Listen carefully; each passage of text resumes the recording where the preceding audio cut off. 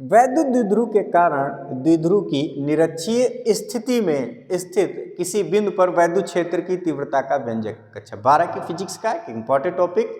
Board परीक्षा में या तो अक्षीय स्थिति का क्वेश्चन पूछा जाएगा या फिर निरक्षीय स्थिति में तीव्रता का क्वेश्चन पूछा जाएगा। दोनों में से एक क्वेश्चन पूछा ही जाता है, तो इंपॉर्टेंट क्वेश्चन है, इसलिए हम लोग इसको डिस्कस करने वाले हैं। इस क्वेश्चन को हम लोग जब सॉल्व करेंगे तो सबसे पहले हम इसका फिगर बनाएंगे और जैसे जैसे हम इसका चित्र बनाएंगे वैसे वैसे हम इसकी थ्योरी भी डिस्कस करते हुए चलेंगे कि आपको इसकी कैसे थ्योरी लिखनी है। तो सबसे पहले आपको लिख देना है कि माना एक वैद्युत द्विध्रुव AB है। यहाँ पर एक लाइन खींच लीजिए और कहिए माना एक वैद्युत द्विध्रुव AB है जो -Q तथा +Q आवेशों से मिलकर बना हुआ है। इस द्विध्रुव के मध्य की दूरी 2L है। इस द्विध्रुव के मध्य की दूरी कितनी है, या द्विध्रुव के जो दोनों आवेश हैं इन दोनों आवेशों के बीच की दूरी कितनी है, 2L है। देखिए द्विध्रुव के मध्य बिंदु O से R दूरी पर, द्विध्रुव के मध्य बिंदु O से R दूरी पर एक बिंदु है P और इस बिंदु P पर हमें वैद्युत क्षेत्र की तीव्रता ज्ञात करनी है। ये दूरी कितनी है, ये दूरी है R। ठीक है, आपको थ्योरी में इतना लिखना है। उसके बाद फिर देखिए क्या होगा। अगर हमें किसी आवेश के कारण किसी बिंदु पर तीव्रता ज्ञात करनी हो तो हमें उस आवेश से उस बिंदु के बीच की दूरी का पता होना जरूरी है, पता होना भी चाहिए। तो सबसे पहले हम क्या करेंगे, इस +Q आवेश से इस बिंदु P के बीच की दूरी पता कर लें कि ये जो दूरी है ये दूरी कितनी होगी।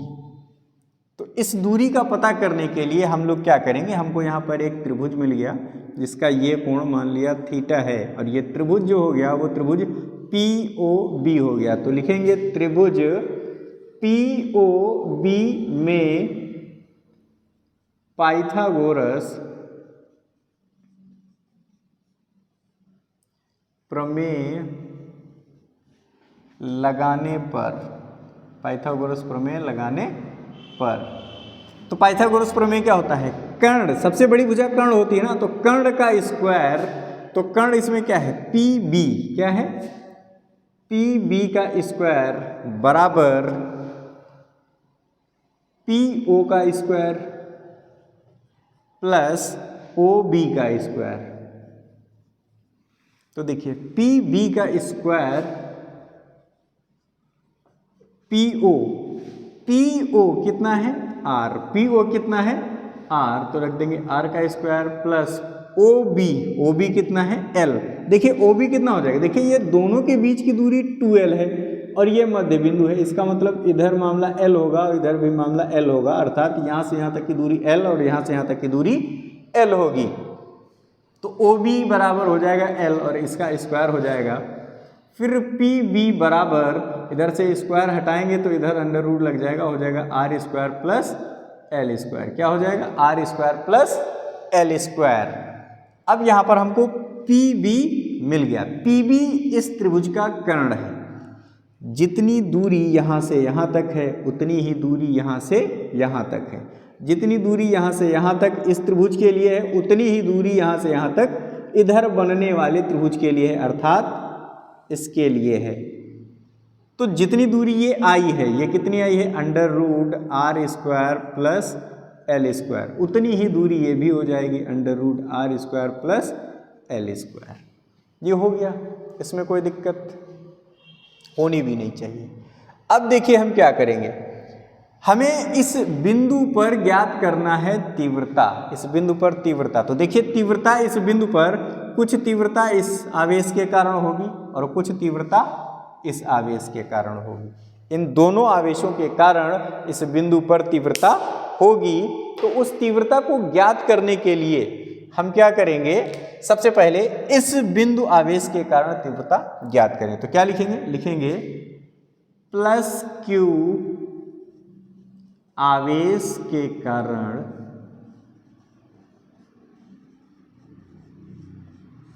+Q आवेश के कारण बिंदु P पर उत्पन्न वैद्युत क्षेत्र की तीव्रता, क्या निकालिए, वैद्युत क्षेत्र की तीव्रता, और वो तीव्रता होगी E1 बराबर, E1 बराबर क्या हो जाएगा, 1/4πε0K into Q upon R। R क्या होता है, R होता है इस आवेश से इस बिंदु के बीच की दूरी, जो कितनी है, √R² प्लस L²। क्या हो गया, √R² प्लस L², और इसका कर देंगे स्क्वायर। तो E1 बराबर क्या हो गया, E1 बराबर हो जाएगा 1/4πε0K Q अपॉन ये स्क्वायर और ये रूट हट जाएगा तो क्या हो जाएगा, R² plus L²। Equation first मान लीजिए इसको, ये हो गया। ये क्या आया, ये प्लस Q आवेश के कारण इस बिंदु पर तीव्रता आई है। तो यहाँ पर एक चीज़ देख लीजिएगा, प्लस Q आवेश के कारण इस बिंदु पर जो तीव्रता है वो है E1, और उसकी डायरेक्शन कुछ ऐसे रहने वाली है। E1 की डायरेक्शन जो रहेगी वो कुछ इस तरीके से रहने वाली है। अब यहाँ पर ये E1 है, ये तीव्रता क्या है, E1 है। अब इस E1 को हम दो घटकों में विभाजित कर लें। तो जब दो घटकों में विभाजित करेंगे, कोई भी बल अगर दो घटकों में विभाजित हो रहा है तो उन दोनों बलों के बीच जो कोण बनेगा वो 90 अंश बनेगा, ये सदैव याद रखिएगा। तो इस बल को जब हम दो घटकों में विभाजित करेंगे तो एक ऊपर की तरफ जाएगा, ये हो जाएगा E1 साइन थीटा, और एक बल इधर को जाएगा और ये हो जाएगा E1 कॉस थीटा। ये E1 बल जो है यही जब दो घटकों में विभाजित हुआ है तो यहाँ E1 साइन थीटा हो गया और यहाँ E1 कॉस थीटा, ये इस डायरेक्शन में है। यहाँ तक चीज़ें क्लियर हो गई। उसके बाद फिर देखिए, -Q आवेश के कारण भी तो इस बिंदु पर कुछ तीव्रता उत्पन्न होगी। तो हम यहाँ पर लिखेंगे -Q आवेश के कारण, क्या लिखेंगे, -Q आवेश के कारण बिंदु P पर उत्पन्न वैद्युत क्षेत्र की तीव्रता E2 बराबर, मैंने सेमी कॉलम लगा दिया है, आप लोग थ्योरी लिख लीजिएगा, ठीक है। तो वो E2 बराबर कितना होगा, देखिए E2 बराबर एग्जैक्ट इतना ही होगा, कितना होगा, 1/4πε0K into Q upon R² plus L²। E2 बराबर भी सेम उतना ही होगा। क्यों भाई, देखिए ये भी प्लस Q आवेश है, या ये कह ले ये भी Q आवेश है और ये भी Q आवेश है। डिफरेंस यहाँ से यहाँ तक की दूरी जितनी इधर है उतनी ही इधर है। तो किसी भी चीज़ में कोई डिफरेंस नहीं है, डिफरेंस है तो सिर्फ निशान में, चिन्ह में। तो चिन्ह क्या करेगा, चिन्ह सिर्फ दिशा को बदलेगा, बाकी परिमाण तो उतना ही रहेगा। तो इसका मतलब सीधे सीधे ये होगा कि इस आवेश के कारण जो बल उत्पन्न होगा उसकी दिशा कुछ इस तरफ को रहेगी, यानी इस डायरेक्शन में रहेगी, और यहाँ पर हो जाएगा, ये वाला हो जाएगा हमारा, या इसकी तीव्रता हो जाएगी E2। इसकी तीव्रता कितनी हो जाएगी, E2। और जब ये E2 टूटेगा तो E2 भी दो बलों में टूटेगा, और वो दोनों बल जो होंगे वो भी बल कैसे होंगे, लंबवत ही होंगे। तो लंबवत होंगे, इसका मतलब इस E2 का एक पोर्शन इधर आएगा और ये हो जाएगा E2 साइन थीटा, और एक पोर्शन इस डायरेक्शन में जाएगा और वो हो जाएगा E2 कॉस थीटा। इतना करने के बाद अब देखिए क्या करना है। अब लिखेंगे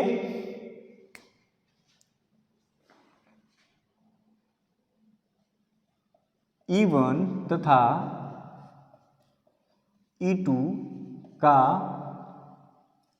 परिणामी, यहां पर हम क्या निकालेंगे, E1 तथा E2 का परिणामी। अब यहां पर देखिए थोड़ी सी हिंदी और लिख देंगे, चूंकि आप लिखेंगे चूंकि E1 साइन थीटा तथा E2 sin थीटा, दोनों तीव्रताएं एक दूसरे के अपोजिट डायरेक्शन में है। कैसे है?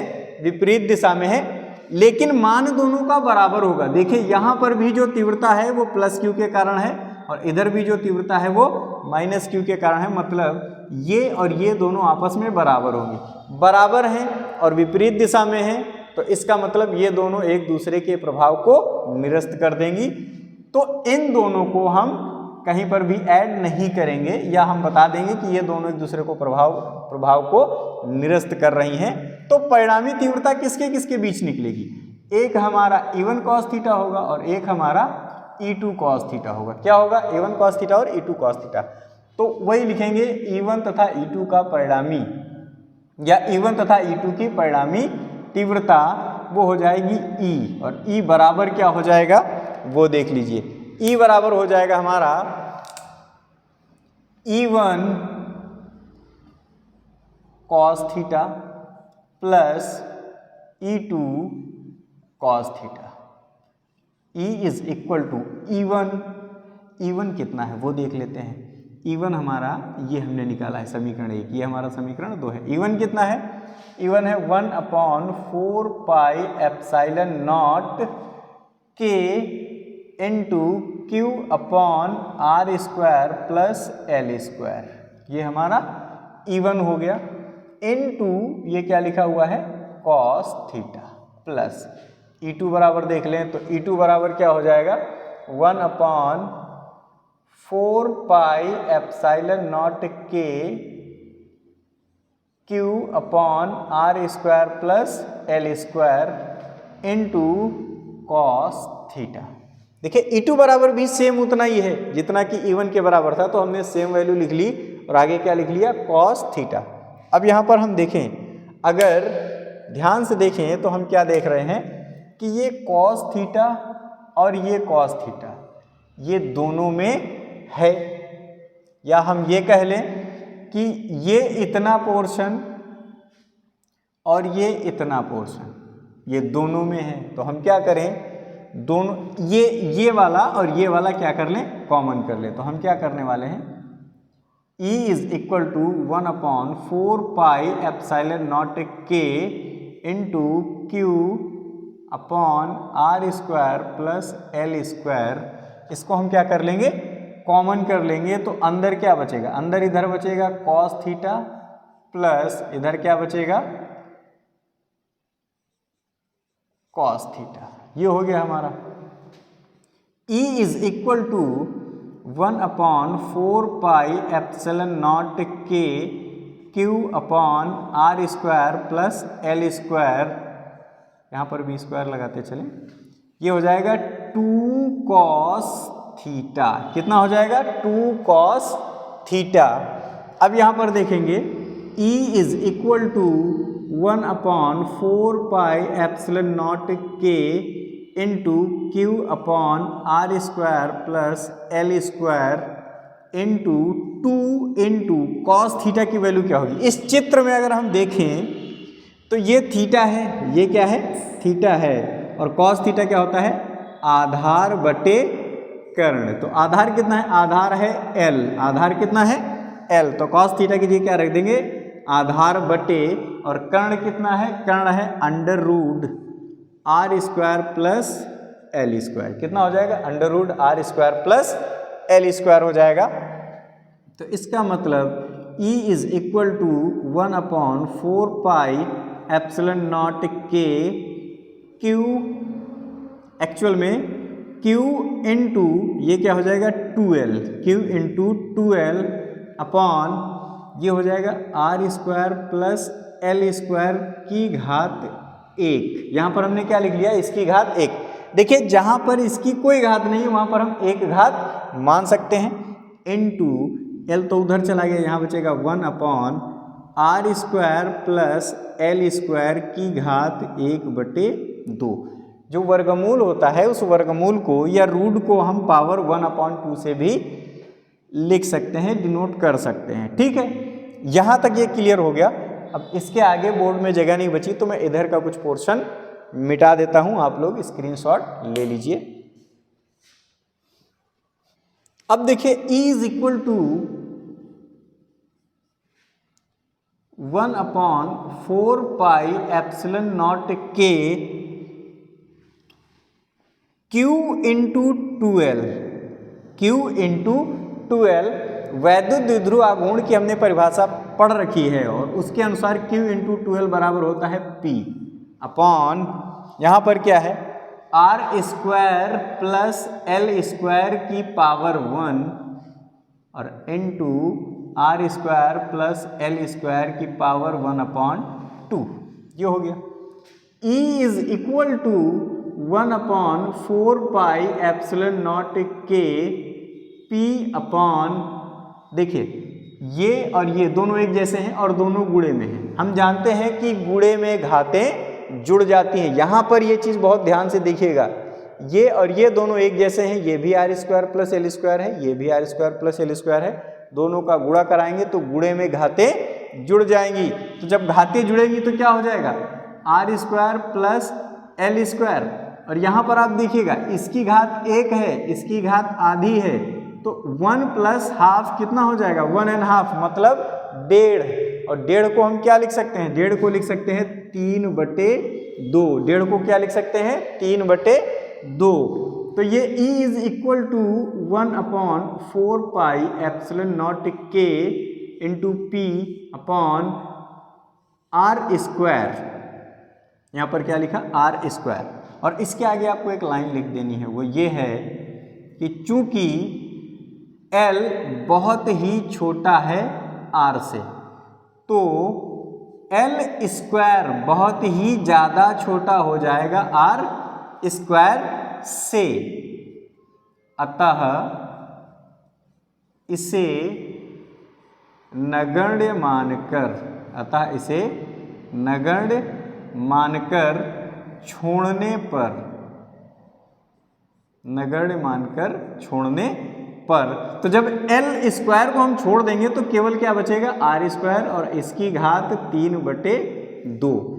ये घात और ये घात कट जाएगी तो क्या बचेगा, E is equal to 1/4πε0 k into P upon R cube. और यही हमारा वैद्युत द्विध्रुव के कारण द्विध्रुव के निरक्षीय स्थिति में किसी बिंदु पर वैद्युत क्षेत्र की तीव्रता का व्यंजक है।